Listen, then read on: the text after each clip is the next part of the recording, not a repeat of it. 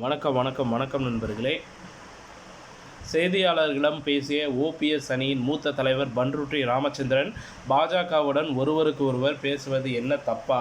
சாதாரணமாக பேசிகிட்டு இருக்கோம், நீங்களும் நானும் பேசுகிறது இல்லையா? கூட்டணி குறித்து பாஜக பேசுதுன்னு சொல்லலை, அவங்க பேசிகிட்டு இருக்காங்க அவ்வளோதான் அப்படின்ற மாதிரி தெரிவித்தார். உடனே அருகில் இருந்து பேசிய ஓபிஎஸ், பாஜகவுடன் தொடர்ந்து இருந்து கொண்டிருக்கிறோம் தெரிவித்த போது, அருகில் அமர்ந்திருந்த வைத்தியலிங்கம் பேசும்போது பிஜேபியுடன் நட்பு தொடர்பு இருக்கின்றது என கூற, நட்பு கூட்டணியாக மாற வாய்ப்பு இருக்குதா என்ற கேள்விக்கு பதிலளித்த ஓபிஎஸ், உங்கள் எண்ணம் பலிக்கணும் என தெரிவித்தார்.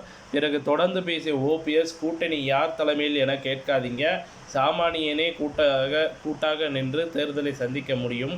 கூட்டணி உறுதியானவுடன் முதல்ல உங்களுக்கு தான் சொல்லணும். இரட்டை இலை வழக்கு நீதிமன்றத்தில் இருக்குது, வழக்கு முடிவு பெற்றவுடன் உரிய பதிலை உங்களிடம் சொல்லுகிறோம் என தெரிவித்தார்.